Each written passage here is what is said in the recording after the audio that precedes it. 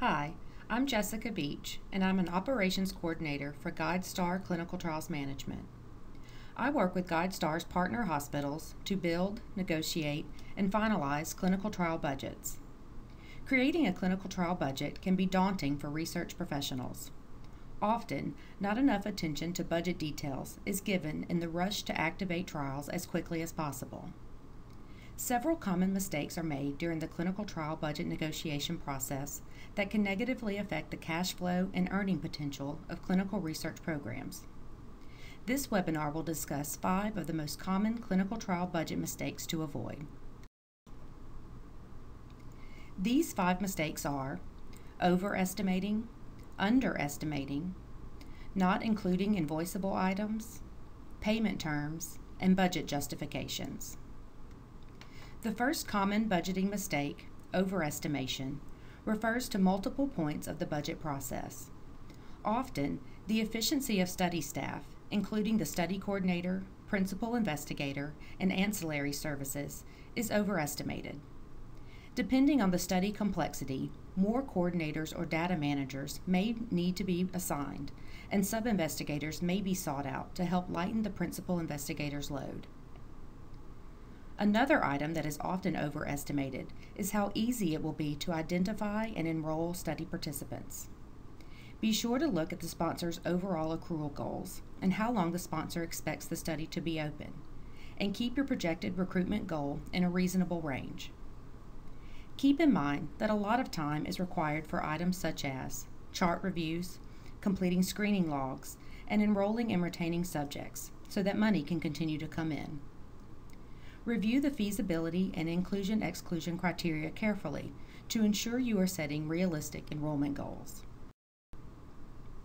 The next mistake is underestimating time and effort involved with several parts of the clinical trial process. The first is time and effort required for startup processes. This includes regulatory work to facilitate study activation and protocol training for the principal investigator, study coordinator, and ancillary services. Time and effort for ongoing regulatory processing and financial management is often underestimated as well. This includes reporting on-site and off-site adverse events, submitting protocol changes and annual reviews to the IRB, and any additional training due to protocol changes. Time and effort for the study coordinator and principal investigator throughout the conduct of the study is the biggest underestimation that occurs. Much time is needed not only for consenting patients and performing protocol procedures, but also for the data management and completing case report forms. The third mistake is forgetting to ask for items outside of the regular protocol schema that can be invoiced as needed. Remember, just because the sponsor does not offer it in their original budget proposal does not mean you cannot ask for it to be included.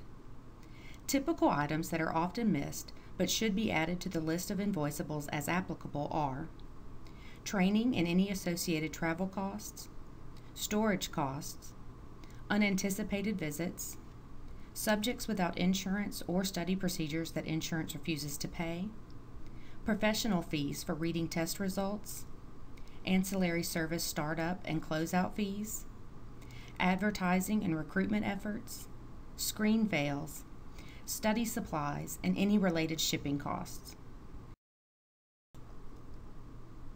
Mistake number 4 has to do with payment terms. You should always attempt to negotiate with the sponsor favorable yet realistic payment terms. It is important for both the hospital and the sponsor to be clear on payment expectations, to avoid any miscommunication, and to ensure a solid collection process is in place. The fifth and final mistake we will discuss today is not including budget justifications. Be sure to have language readily available to justify each line item outlined in your budget proposal. Everything from staffing to startup fees should be explained.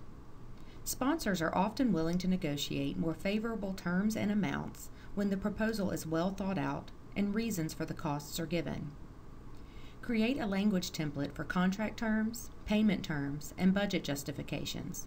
Then provide this information as needed to the sponsor during negotiations. By simply avoiding these 5 mistakes, overestimation, underestimation, forgetting invoiced items, not negotiating favorable payment terms, and not including budget justifications, it will go a long way in protecting the resources of your hospital and ensuring that your site is adequately compensated for the work being performed. Thank you for your time today to learn more about common clinical trial budget mistakes.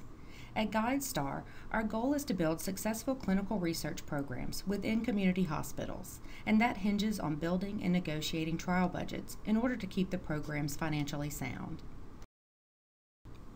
GuideStar Clinical Trials Management works with hospitals and health systems around the country to build, manage, and support clinical research programs. From helping hospitals incorporate a clinical trial strategy to actually managing the research operation through a co-sourced model, our service delivery is based on operational and financial best practices to ensure optimal results for research programs.